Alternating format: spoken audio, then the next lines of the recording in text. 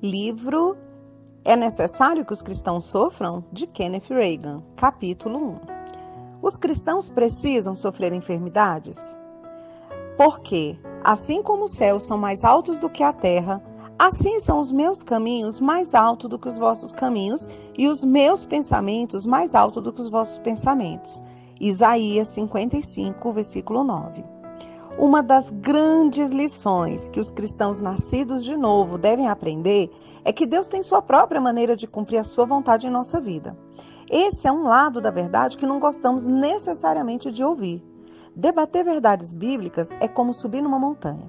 Você sobe por um lado e recebe determinada visão panorâmica, mas ao subir por um outro lado, recebe uma vista diferente. A Bíblia diz a respeito de Jesus que ele foi aperfeiçoado pelas coisas que sofreu. O livro de Hebreus nos diz, Hebreus capítulo 5, versículo 8 e 9. Embora sendo filho, aprendeu a obediência pelas coisas que sofreu, e tendo sido aperfeiçoado, tornou-se o autor da salvação eterna para todos os que lhe obedecem. Quando chegam a essa área do sofrimento, as pessoas ficam emaranhadas. Fizeram a mesma coisa com o assunto da oração. A igreja, de modo geral, pegou todos os tipos de oração, colocou-os no mesmo saco, sacudiu-os lá dentro e derramou tudo junto. A Bíblia, porém, ensina que há muitas diferenças entre os tipos de oração e que um tipo não pode substituir o outro. Cada tipo de oração é importante no seu devido lugar. A mesma coisa aconteceu no que diz respeito ao sofrimento. As pessoas colocaram todo o sofrimento junto num saco e sacudiram. Note em 1 de Pedro, capítulo 2, versículo do 9 ao 23, diz assim: Vós, porém, sois raça eleita, sacerdócio real, nação santa, povo de propriedade exclusiva de Deus, a fim de proclamardes as virtudes daquele que vos chamou das trevas para a sua maravilhosa luz. Vós sim, que antes não erais povo, mas agora sois povo de Deus, que não tinhas alcançado misericórdia, mas agora alcançaste misericórdia. Amados, exorto-vos como peregrinos e forasteiros que sois, a vos absterdes das paixões carnais que fazem guerra contra a alma, mantendo exemplar o vosso procedimento no meio dos gentios, para que naquilo que falam contra vós, outros, como de malfeitores, observando-os em vossas boas obras, glorifiquem a Deus no dia da visitação. Sujeitai-vos a toda instituição humana, por causa do Senhor, quer seja ao rei como soberano, quer às autoridades, como enviadas por ele, tanto para castigo dos malfeitores, como para louvor dos que praticam o bem. Porque assim é a vontade de Deus, que pela prática do bem façais emudecer a ignorância dos insensatos. Como livres que sois, não usando todavia a liberdade por pretexto da malícia, mas vivendo como servos de Deus. Tratai a todos com honra, amai aos irmãos, temei a Deus, honrai ao rei. Servos, sede submissos, com todo temor aos vossos senhores, não somente aos bons e cordatos, mas também aos perversos, porque isso é grato, que alguém suporte tristezas, sofrendo injustamente por motivos de sua consciência para com Deus. Quando a Bíblia fala no sofrimento, ela não se refere à enfermidade. Não temos nenhum motivo para sofrermos com enfermidades e doenças, porque Jesus nos redimiu delas. Muitas vezes as pessoas que estão doentes dizem que estão sofrendo por amor ao Senhor.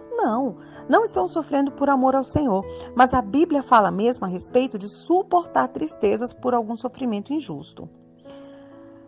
Pois que glória há, se pecando e sendo esbofeteados, por isso os suportais com paciência?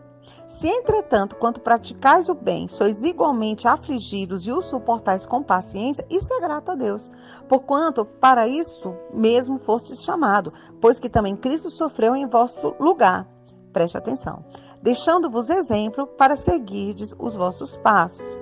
Aqui há algo que precisamos fazer uma distinção entre o exemplo de Cristo no sofrimento e a substituição por Cristo através do sofrimento. Podemos seguir o seu exemplo no sofrimento, mas não a sua substituição vicária, porque nela ele estava tomando o nosso lugar. Note que a Bíblia diz, deixando-vos exemplo para seguires os seus passos. Do versículo 22 ao 23, o qual não cometeu pecado, nem dolo algum se achou em sua boca, pois ele, quando ultrajado, não revidava com o traje, Quando maltratado, não fazia ameaças, mas entregava-se àquele que julga retamente. Ao ser ultrajado, ao ser perseguido, quando falaram contra ele, ele sofria. Mas ao padecer a morte, ao derramar o seu sangue, ao tomar os nossos pecados sobre si, ele foi o nosso substituto. Ele sofreu para nós não precisarmos sofrer. Por outro lado, perseguição sofremos mesmo. As pessoas falam a nosso respeito, não ultrajam. E isso que as Escrituras estão dizendo. Quando Jesus era ultrajado ou ameaçado pelas pessoas, ele não as ameaçava, ele continuava sua obra. Da mesma forma, eu simplesmente continuo publicando a verdade. Não perco tempo respondendo aos críticos. Pense naquilo que Jesus sofreu. Filipenses 2, capítulo 7 diz: antes, a si mesmo se esvaziou, assumindo a forma de servo, tornando-se em semelhança de homens. Era um preço tremendo a pagar, não era? Pense naquilo que ele tinha de sofrer para fazer isso. Outra tradução diz: deixou de lado seu grande poder e glória e tornou-se como um mero homem. E outra tradução também diz assim: deixou de lado todos os seus direitos e sua posição de dignidade e nasceu como ser humano. Pense naquilo que custou isso. Ele aprendeu a obediência através do sofrimento. Ele já era obediente à cruz. Não tinha de aprender a sê-lo. Ele já era obediente para vir cumprir a vontade do Pai. Mas foi aperfeiçoado pelas coisas que sofreu. Hebreus capítulo 2, versículo 18 nos diz que Jesus sofreu tentação. Pois aquilo que ele mesmo sofreu tendo sido tentado é poderoso para socorrer os que não são tentados. Sofremos tentações, não é verdade? Mas graças a Deus ele pode conservar-nos, ele pode socorrer aqueles que são tentados, porque ele mesmo foi tentado em todas as coisas como nós. Hebreus capítulo 4, versículo 15 diz: porque não temos sumo sacerdote que não possa compadecer-se das nossas fraquezas. Antes foi ele tentado em todas as coisas, à nossa semelhança, mas sem pecado. O versículo 16 diz: acheguemo-nos, portanto, confiadamente junto ao trono da graça, a fim de recebermos misericórdia e acharmos graça para socorro em ocasião oportuna. Note também em Hebreus 5:2.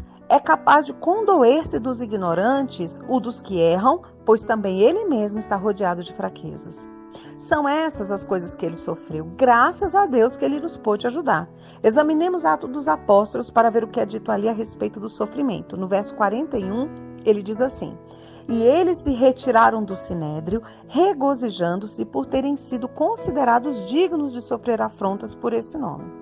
Esse versículo se refere a Pedro e a João, que foram interrogados, açoitados e proibidos de pregar depois de ter sido curado e aleijado perto da Porta Formosa.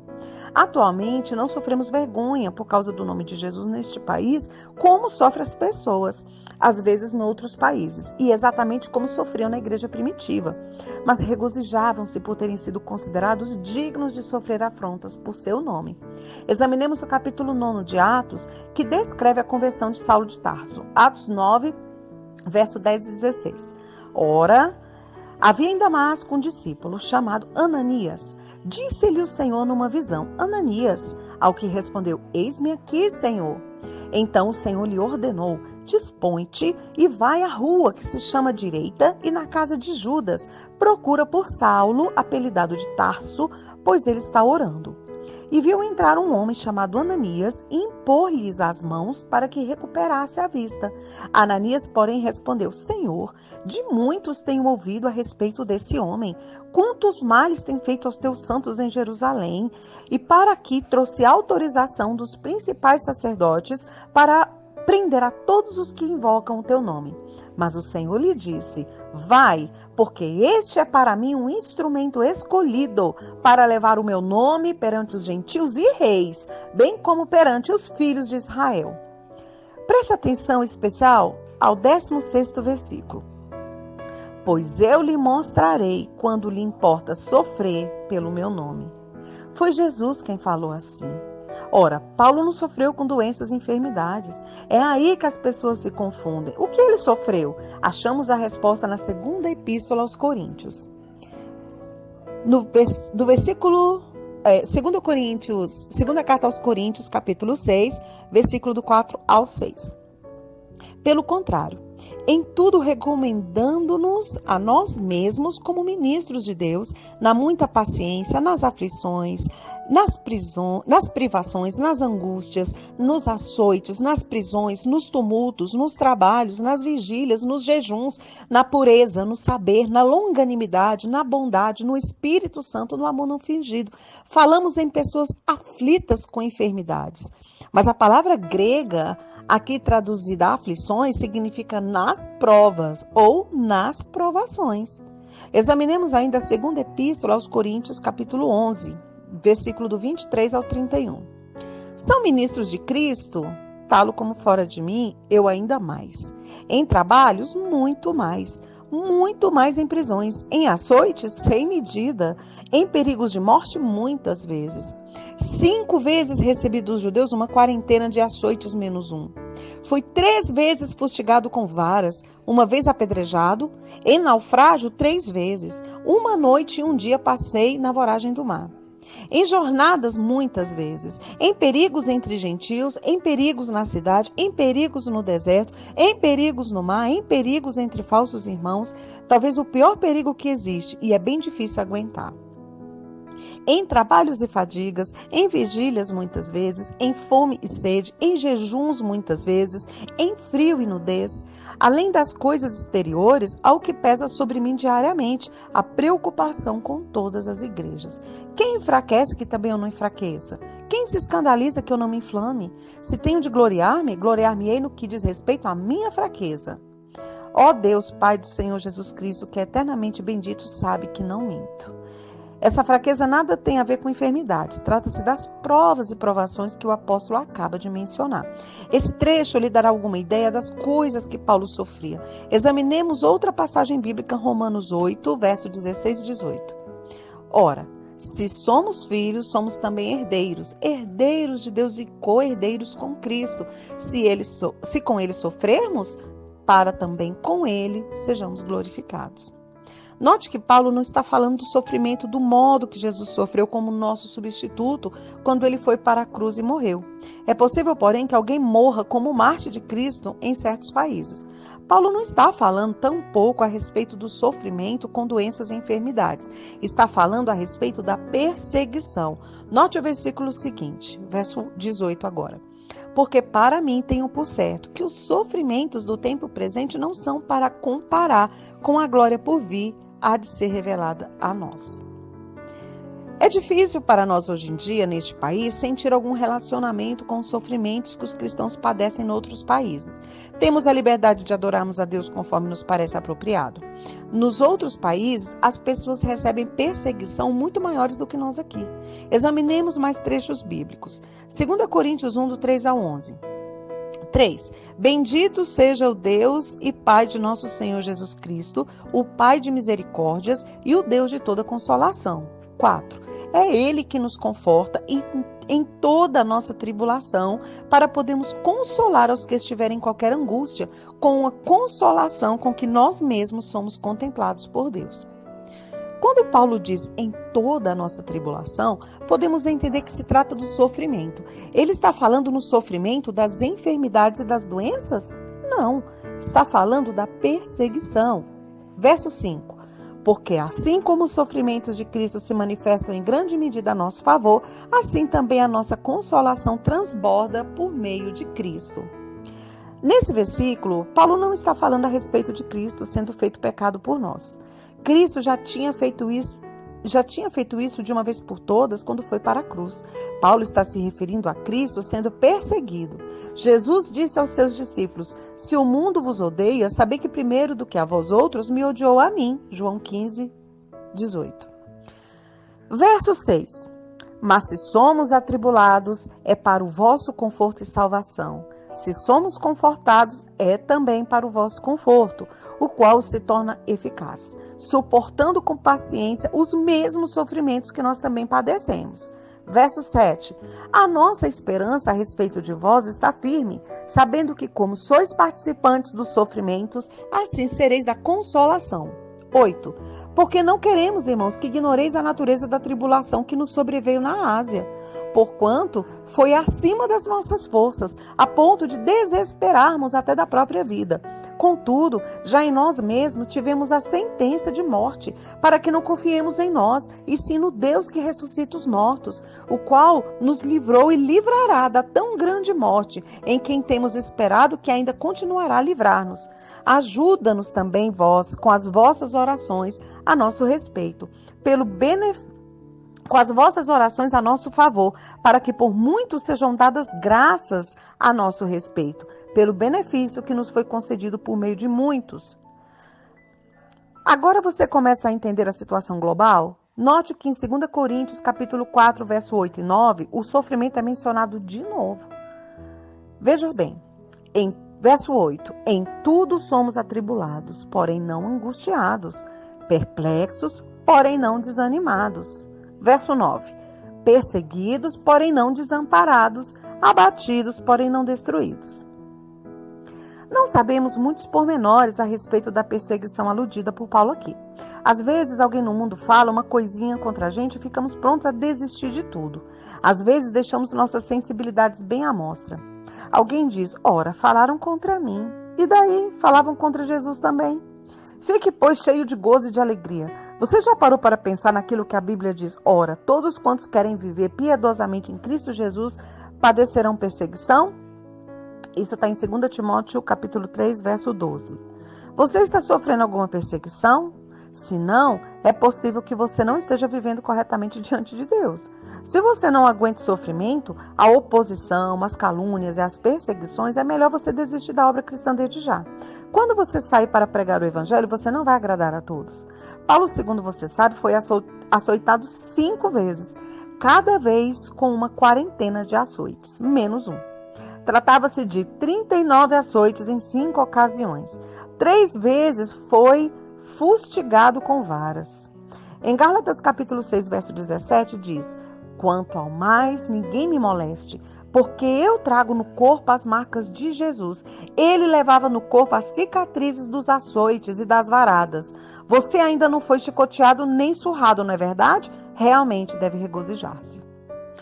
Em Colossenses 1, capítulo 1, verso 24, Paulo falando de si mesmo, ele disse, agora me regozijo nos meus sofrimentos por vós e preencho o que resta das aflições de Cristo na minha carne a favor do seu corpo, que é a igreja.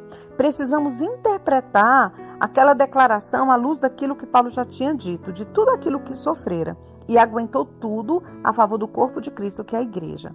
Olhemos outra passagem bíblica em 2 Timóteo, capítulo 2, versículo 12. Diz, se sofrermos, também com ele reinaremos. Se o negamos, ele, por sua vez, nos negará. De que tipo de sofrimento Paulo está falando? Refere-se ao sofrimento com pneumonia, gripe ou qualquer moléstia? Não.